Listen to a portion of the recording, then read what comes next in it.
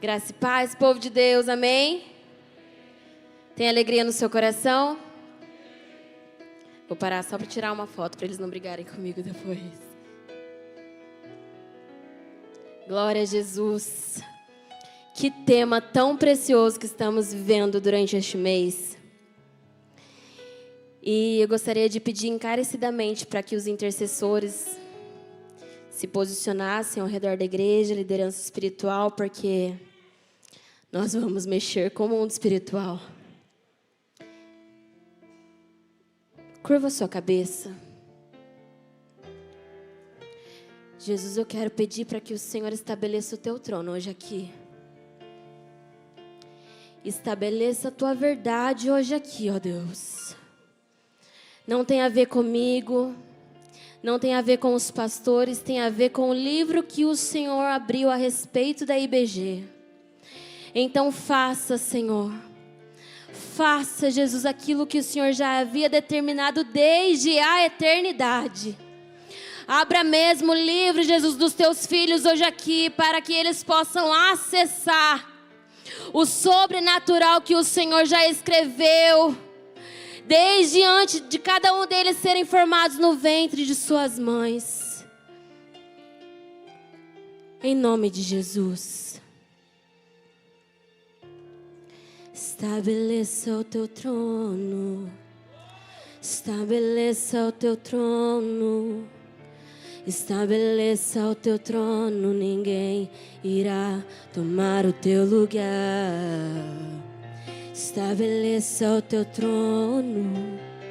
Estabeleça o teu trono.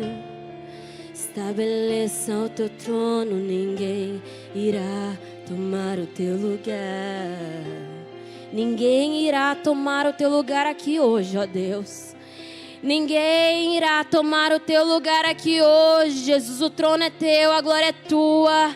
Então se estabeleça aqui nesta noite em nome de Jesus. Queridos, virem para o irmão que está do seu lado. Estou aprendendo com o pastor Ricardinho. E diga assim: até onde você acredita? Diga com convicção, até onde você acredita? Porque ouvimos tanto falar sobre mundo espiritual, sobre céus, sobre tudo aquilo que o Senhor já criou. Mas nós ainda temos dificuldade de entender como o mundo espiritual funciona. E lá em Gênesis 1, versículo 1 vai dizer assim: no princípio criou Deus os céus e a terra. Em algumas versões vai dizer céu e terra. Só que no hebraico, que é a tradução original, está escrito exatamente assim: Bereshit bara Elohim et hashamayim ve'et haaretz. Aqui na tradução original do versículo de Gênesis 1, versículo 1, está escrito que o Senhor criou os céus e a terra. Então, se o Senhor criou céus e terra, quer dizer que Ele criou mais de um céu, amém? Lá em 2 Coríntios, se você quiser abrir comigo, capítulo 12.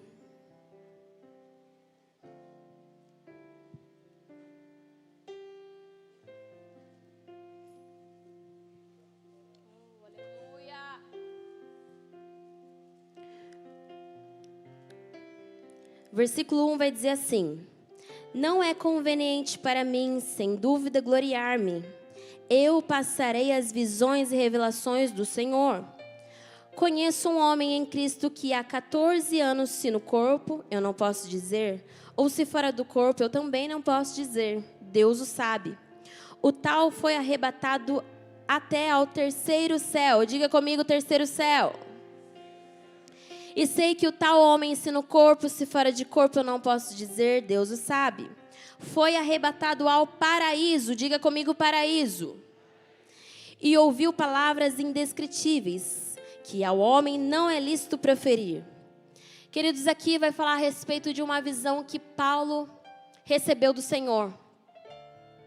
Então, nessa visão, ele é levado até o paraíso, até o terceiro céu. Mas que lugar é esse? Que lugar é esse terceiro céu? Abra comigo Apocalipse 2.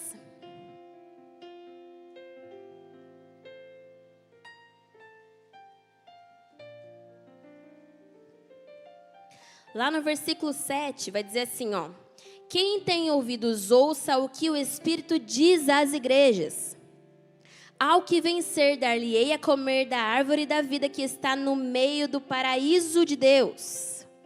Agora vamos lá para Apocalipse 22.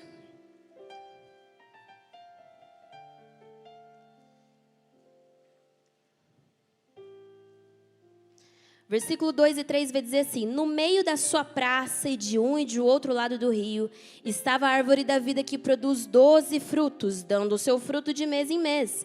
E as folhas da árvore são para a saúde das nações. E ali nunca mais haverá maldição contra alguém, nela estará o trono de Deus. Então, quando Paulo, lá em 2 Coríntios, vai dizer que ele foi levado até o terceiro céu, até o paraíso, isso significa que Paulo foi levado em visão até o trono de Deus, até a cidade onde está habitado o trono de Deus. Que poderoso isso! E terceiro céu em hebraico é Shamaim, que significa morada de Deus. Diga comigo, Shamaim, morada de Deus. Então Paulo vai até o trono de Deus, que fica no paraíso. E esse é o terceiro céu. O terceiro céu é a cidade de Deus, que é a Nova Jerusalém. Só que o que acontece? Nós pensamos no céu como algo distante, como algo que está longe. Só que precisamos entender que é uma realidade muito próxima de nós. Essa é uma realidade experimentada desde Abraão, e eu vou te explicar o porquê. Lá em Hebreus 11, versículo 8 e 10 vai dizer assim: pela fé, Abraão, sendo chamado, obedeceu, indo para um lugar que havia de receber por herança, e saiu sem saber para onde ia, porque esperava a cidade que tem o fundamento, da qual o artífice e construtor é Deus. Qual é essa cidade? É a cidade de Deus, a Nova Jerusalém, o lugar que iremos habitar na eternidade quando o Senhor vier nos buscar. E eu tenho essa convicção no meu coração que é para lá que eu vou. É nesse terceiro céu que eu vou habitar na eternidade. Então diga assim: eu vou habitar nas mansões celestiais. Aleluia.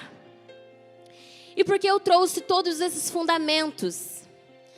Para entendermos que se existe o terceiro céu, vai existir o primeiro e o segundo, ok? Só que o Senhor, Ele não lida com o primeiro, o segundo e o terceiro céu como se fosse algo individual. É como se fosse um prédio de 3 andares. É uma estrutura que se manifesta de 3 formas diferentes, ok? Vocês estão comigo? Glória a Deus. Então, o primeiro céu é a realidade que nós enxergamos, onde nós enxergamos os pássaros, as aves, onde enxergamos as nuvens, as constelações, da onde libera a chuva. E esse primeiro céu é uma realidade mais próxima, então é mais fácil de acreditar porque está mais visível para nós, ok? O terceiro céu, como eu já disse, é onde fica o trono do Senhor. Mas e o segundo céu?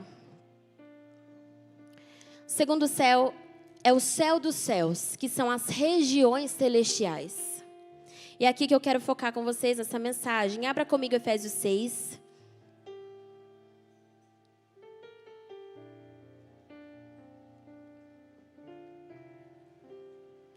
No versículo 12, um versículo muito conhecido. Diz assim: porque não lutamos contra carne nem sangue, mas contra os principados, contra as potestades, contra os governantes das trevas deste mundo, contra a maldade espiritual em regiões celestiais. Então é aqui no segundo céu que acontecem os conflitos. É aqui onde acontecem as guerras espirituais. É aqui onde os principados e potestades se movem. É aqui onde os anjos do Senhor recebem uma ordem do céu, uma ordem de Deus, para intervir na sua causa. Naquela causa que você acha impossível. É aqui que o Senhor age a seu respeito.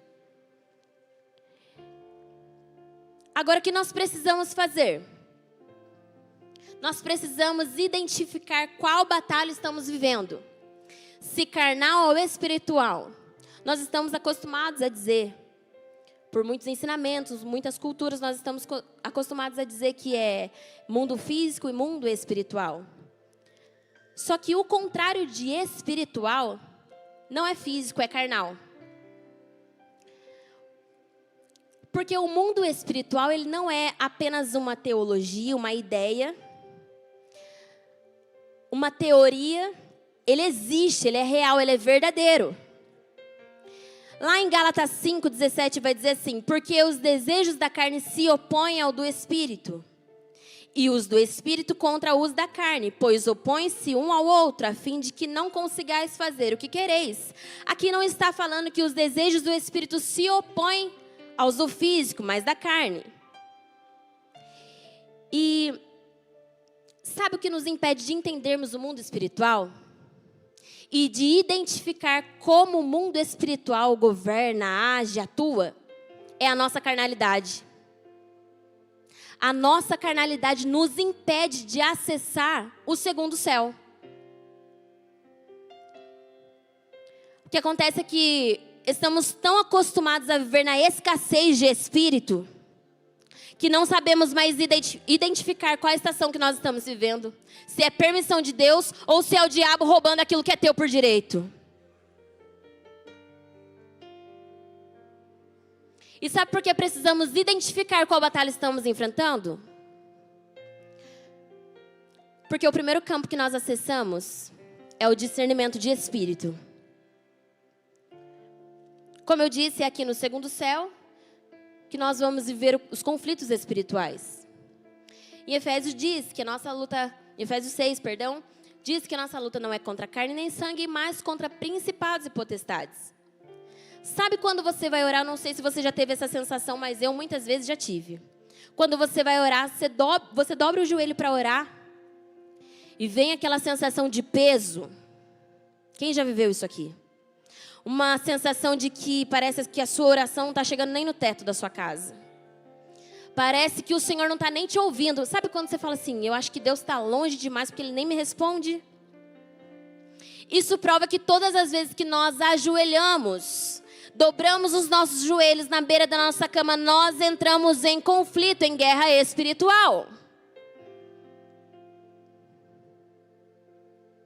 E eu vou te dar alguns exemplos de algumas batalhas que enfrentamos no campo carnal e no campo espiritual. Um exemplo muito simples disso, de uma guerra, de uma batalha carnal. Quando nós estamos com alguma dor de cabeça, ou nos machucamos e fica alguma ferida, a gente passa algum analgésico para dor, toma algum analgésico para dor, passa alguma pomada e logo aquilo melhora. Diferente de uma situação onde a pessoa vive doente. Iniciou lá atrás com uma dor de cabeça, ela tratou. Daqui a pouco se tornou uma enxaqueca. Só que isso, algo que parecia ser simples de ser tratado, foi desencadeando outras doenças. Então a pessoa vive constantemente internada. Isso já não é mais uma guerra carnal, é uma guerra espiritual. Ela se submete a medicamentos controlados e já nem acredita mais no poder de Deus. O câncer, por exemplo, eu já disse isso aqui uma vez, pode surgir de uma ferida causada na alma. Eu não sei se você sabe, mas a esterilidade e a infertilidade pode ser desencadeado por um derramamento de sangue acontecido lá na sua geração anterior, na sua descendência para trás. Só que muitas vezes nós lidamos como algo que não tem nada a ver. Tá bom, eu compro um medicamento caro mesmo, tome e já vai passar, já eu melhoro. Mas não confia que o Senhor pode curar, porque já não acredita mais no sobrenatural.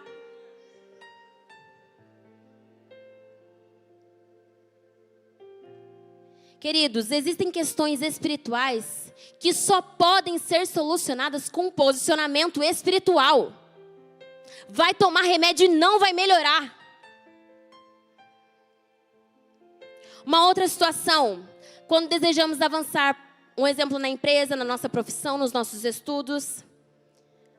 Nesse campo carnal, o que nós fazemos? Investimos em estratégias. Nós recorremos aos estudos. Trabalhamos. Mas sabe aquela situação onde a pessoa começa a faculdade e não termina? Vive pulando de um emprego para o outro. Vive pulando de uma igreja para outra. Não consegue sair da escassez. Parece até que é uma escassez infindável. Aqui já não se trata mais da nossa humanidade. Não se trata mais em investir em estratégias. Se trata de um posicionamento no reino espiritual. Queridos, não adianta lutar com a força dos nossos braços as guerras que são espirituais. Não adianta desejarmos muitas vezes nos posicionarmos em uma oração. Senhor, obrigado por esse dia, em nome de Jesus, amém. A guerra não vai ser vencida. Vai se desgastar, vai chorar, vai gastar dinheiro e nada vai mudar. Porque questões espirituais se resolvem com o joelho no chão. Se resolvem com vida com Deus no secreto. É Mateus 6,6, entrar no quarto e fechar a porta. Irmã Tainá, eu já passei por tudo isso. E é essa sensação que eu tenho. Uma sensação de que nada flui. Os meus filhos vivem doentes. Eu sempre perco o emprego. Eu começo um relacionamento e termino no meio do caminho. Quebrei a primeira aliança, quebrei a segunda, já estou na terceira. Meu Deus. Não consigo dar continuidade em nada. Meu Deus. Queridos, o Senhor não me trouxe aqui hoje como coaching para te apresentar uma estratégia barata, não. Para transicionar você para uma vida sem problemas, não. Não foi para isso que o Senhor me chamou hoje aqui. O Senhor me trouxe aqui como boca de Deus para te dizer que se você souber as armas certas para lutar neste tempo, o céu se moverá para ativar sobre a sua geração um novo destino. Glorifique a Ele.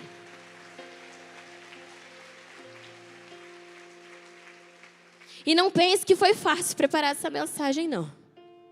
Foi uma guerra espiritual essa semana.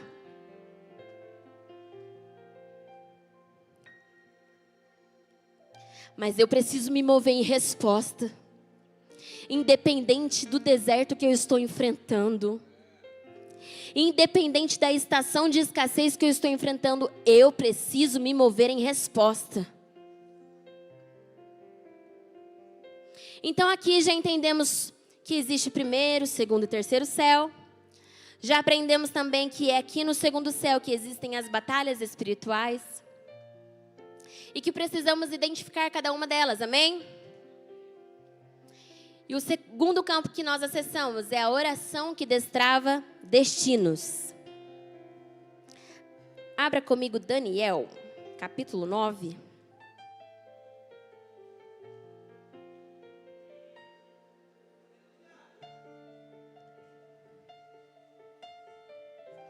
Oh, Jesus, Tu és poderoso, ó Deus.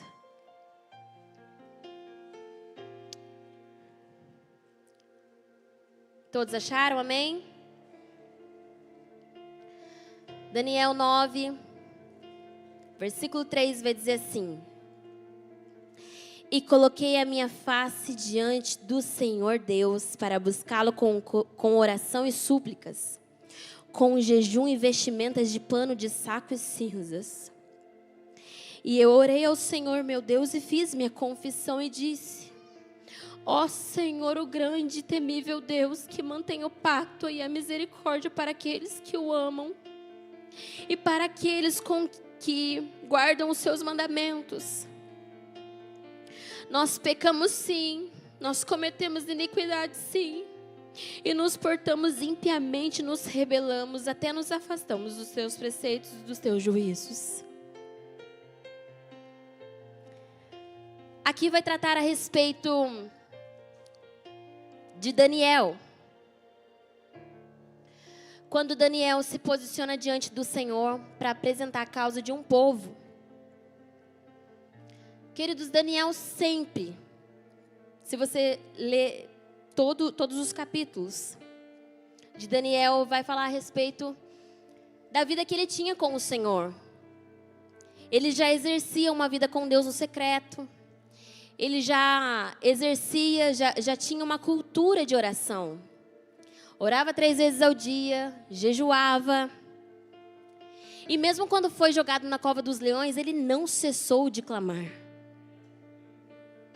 E nesse contexto, o Império Babilônico já não existia mais. Então agora quem assume é o Império da Pérsia.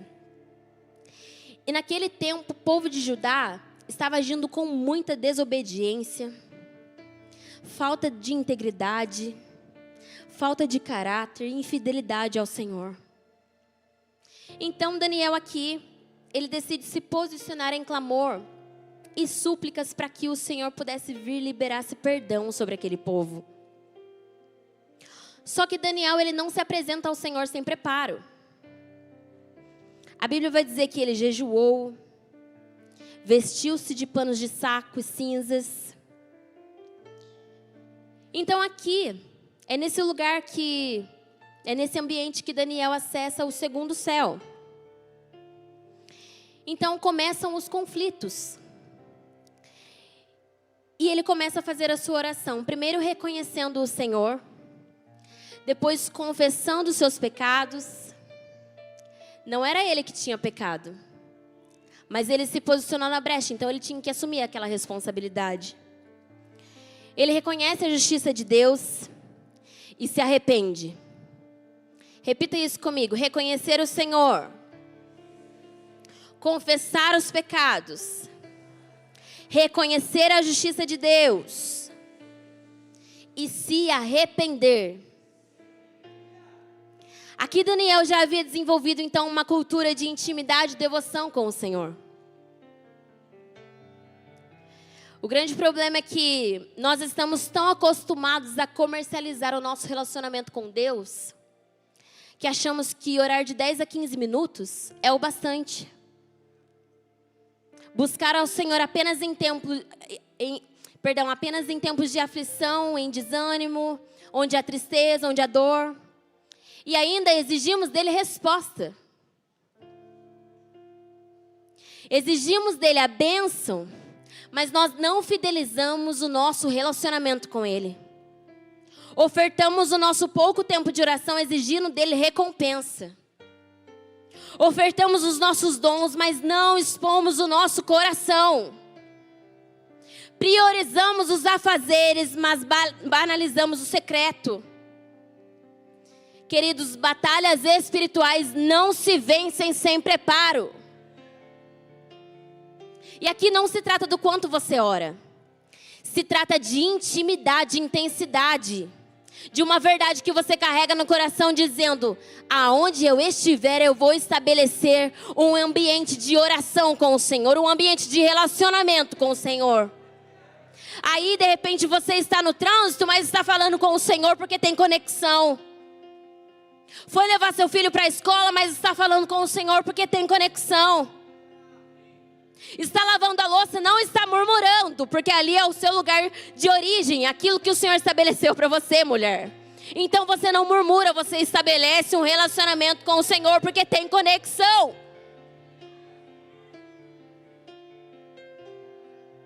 Ai, de novo, vou ter que passar roupa. Se a gente pudesse, a gente viveria 24 horas no dia num spa. Mas não foi para isso que o Senhor nos chamou. Spa vai ter no céu, no terceiro céu. Nas mansões celestiais. Mas aqui a gente precisa cumprir o nosso propósito com excelência. Porque intimidade gera constância. Então a gente passa a se comunicar com o Senhor de forma constante, o dia todo, 24 horas por dia. E Daniel, então, ele se posiciona em oração pelo povo. Ele se posiciona como intercessor de Israel, para que o Senhor viesse com misericórdia sobre aquele povo, sobre aquele pecado que eles tanto cometiam, Senhor. Ele não clamou por benefício próprio. É errado clamar por benefício próprio? Não, não é errado.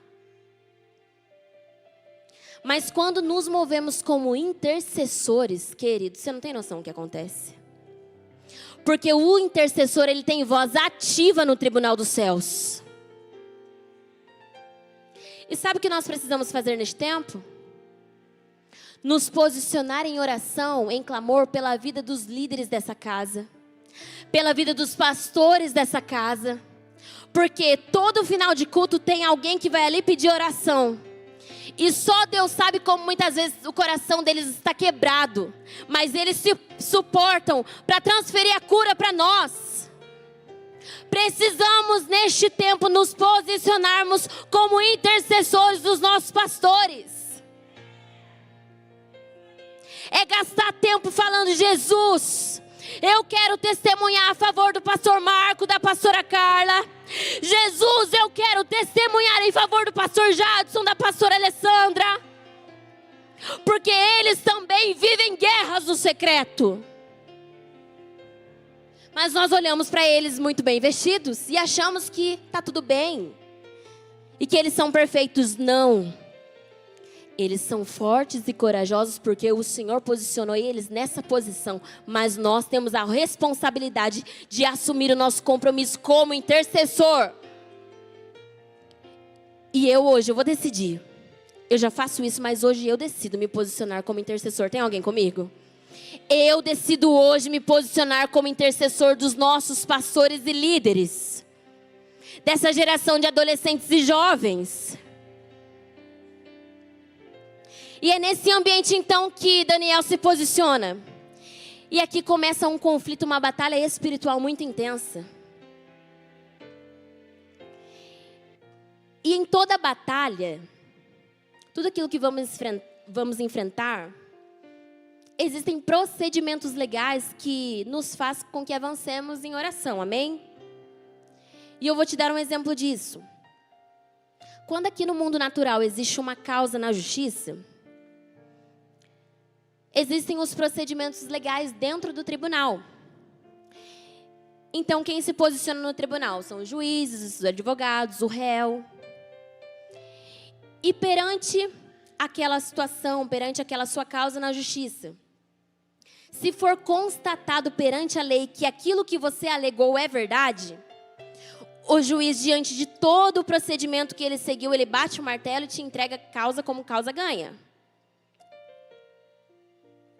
Mas se tiver acusações ao seu respeito, por mais que você planeje algo e faça com que aquilo se torne verdade,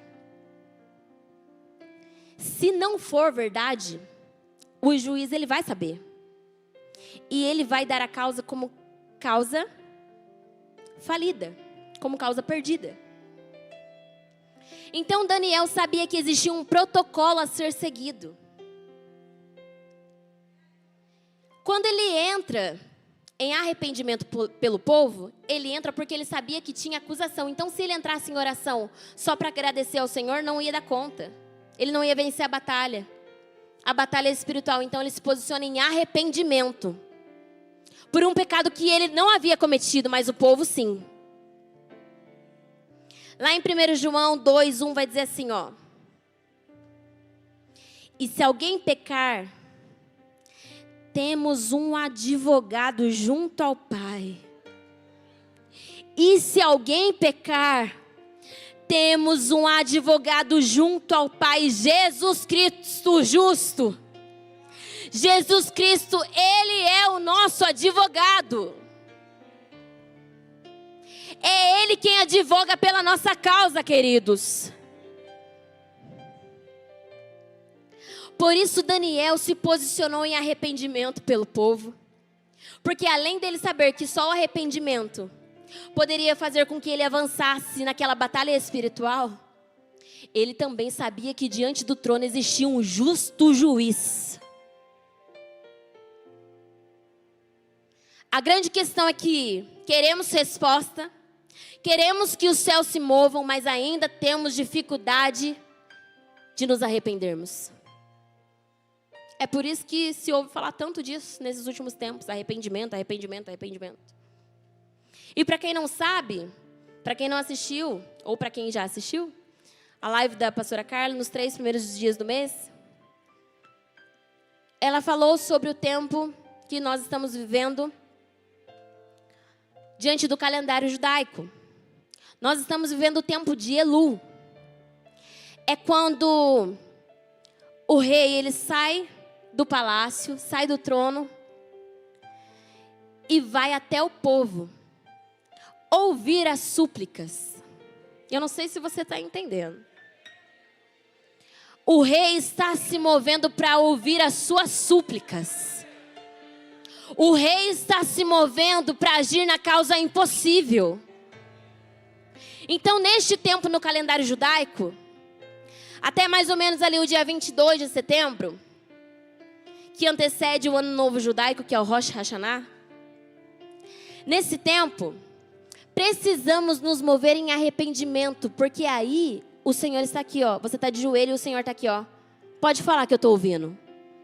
Está se arrependendo pelos seus antepassados? Pode falar que eu estou ouvindo. Está se arrependendo pelo vício? Pode falar que eu estou ouvindo. Meu Deus. Eu e a minha casa, a gente já se conectou com esse relógio, com esse calendário. E a partir do dia 23, até a virada do mês de outubro, é o tempo que o Senhor, como Boaz, vai colher as espigas, vai colher os pedidos e dizer assim: como você se arrependeu, agora eu me posiciono em favor da sua casa e cumpro a promessa que eu, o Senhor, estabeleci. Queridos, e choro de arrependimento é choro com ranho mesmo. Você não tem vontade nem de sair daquele ambiente de arrependimento, porque você começa a se lembrar de tantas coisas que você já fez, que você fala: esse ambiente, é nesse ambiente que eu quero ficar, porque o arrependimento não tem fim, ele é constante. E lembra que eu falei sobre as acusações? Vou te explicar como que funciona. Agora nós já identificamos a batalha, como devemos nos preparar, qual a oração que precisamos fazer, que é a oração de confissão e arrependimento. Depois que seguimos esse protocolo, nós precisamos responder a essas acusações. Vou te dar alguns exemplos disso. Numa situação onde uma família vem dando continuidade a muitos pecados, vícios em bebidas. O avô era viciado em bebida, o pai viciado em drogas, o filho viciado em pornografia. Isso é dar continuidade a uma sequência de fatos. Só que se eu e você desejamos que essa legalidade não chegue à nossa casa, o que nós precisamos fazer? Responder às acusações que o inferno tem depositado diante do trono do Senhor ao nosso respeito. Porque as acusações nada mais é que o inferno voltar lá para os seus antepassados, colher tudo aquilo de ruim que foi feito, que foi cometido contra o Senhor, pegar os seus pecados do passado, que muitas vezes você não confessou, muitas vezes você não confessou para sua esposa, muitas vezes você, filho, não confessou para os seus pais. O diabo pega tudo isso, todas essas acusações, e apresenta lá no tribunal dos céus. Aí sabe o que acontece? Você está esperando receber até uma causa na justiça, está esperando que a empresa te contrate, está esperando o ministério do Mitra te chamar para subir aqui para ministrar, mas não respondeu às acusações em arrependimento, o Senhor não libera, porque Ele é justo. Ele é misericordioso sim, mas a sua misericórdia não revoga a justiça do Senhor. Ele é justo. Ele libera misericórdia, mas Ele responde a tudo aquilo que foi apresentado para Ele no tribunal.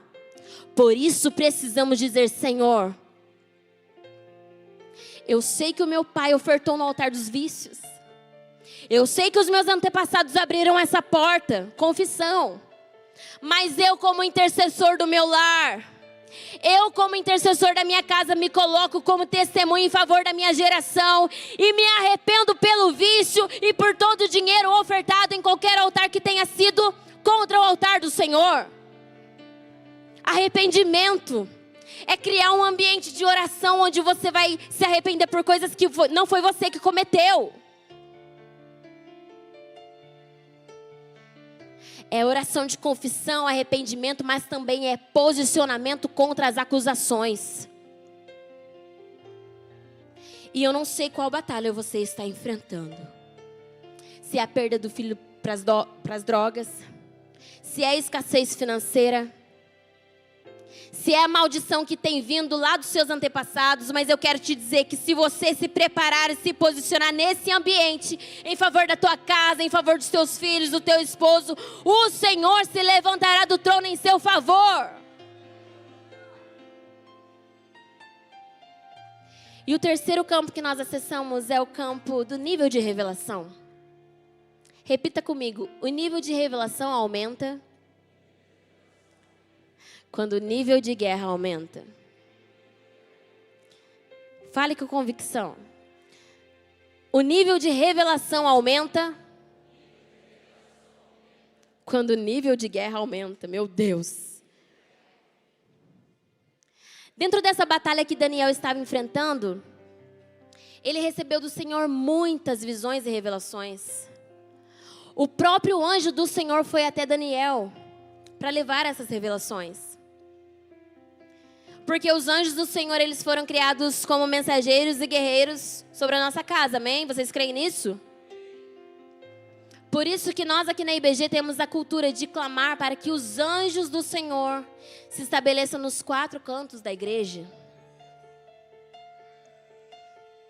Querido, saiba que em tempos de conflito, em tempos de guerras espirituais, o Senhor, Ele também libera a revelação. Levante as suas mãos para o alto. Independente da guerra que você esteja enfrentando nesse tempo, este é o tempo que o Senhor trará revelações ao seu coração. Este é o tempo que o Senhor abrirá o livro dos seus filhos ao seu respeito, para que você possa lutar bravamente pela sua casa. E aquele que não se posicionar terá de enfrentar consequências graves, mas aquele que se posicionar no Senhor, o Senhor vai fazer com que você e sua casa vivam o extraordinário. Infelizmente, pais que não se posicionam, pais que não se levantam, que não criam cultura de oração e devoção com o Senhor, quem paga o preço são os filhos. Nós estamos vivendo dias de intensas batalhas. Parece que as coisas têm ficado cada vez mais difíceis. O inimigo, ele veio sim para roubar, matar e destruir, mas ele não consegue vencer aqueles que têm relacionamento com Deus. Ele não consegue vencer aqueles que guardam suas casas em oração. É por isso que ele vem muitas vezes nos visitar de noite, nas madrugadas, porque ele tenta nos atacar na nossa vulnerabilidade.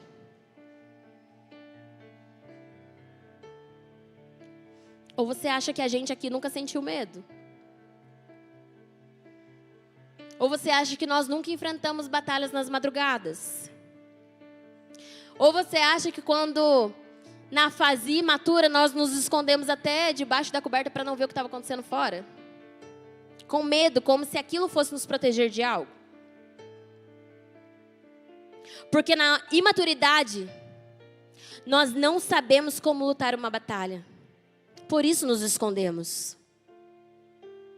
o Senhor vai começar a expor a sua vida. Mas não para vergonha, para a glória de Deus. Para que você se posicione nesse ambiente de oração. Pela sua casa, pela sua descendência.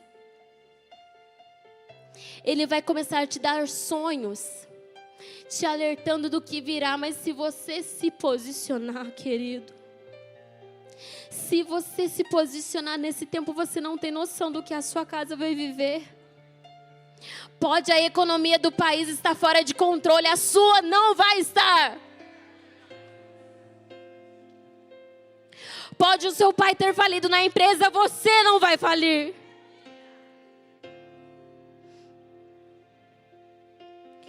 Pode a sua mãe, as suas tias, as suas avós terem abortado filhos. Mas eu libero cura sobre o seu ventre agora, você irá gerar. Lá em Lucas 10:19 vai dizer assim: eis que vos dou poder. Eis que vos dou poder para pisar em serpentes e escorpiões, e sobre toda a face do maligno, sobre todas as ações, tudo aquilo que o inferno tem projetado, eu, o Senhor, vos dou poder, e nada vos fará causar dano algum. Nada causará dano na sua vida.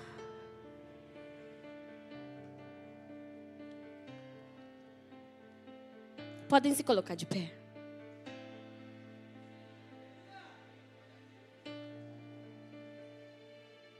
Queridos, Daniel também sentia medo. Ou você acha que Daniel fez jejum de 21 dias porque ele achou bonito? Ou porque ele era bom o suficiente para ficar 21 dias sem se alimentar? Não.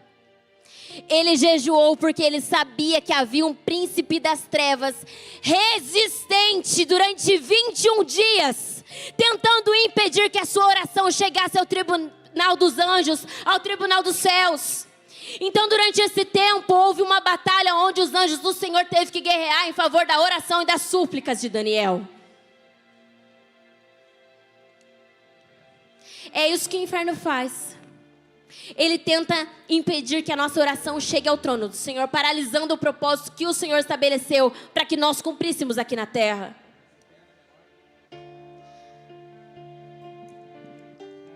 Ele nos impede muitas vezes de avançar nos tribunais celestiais.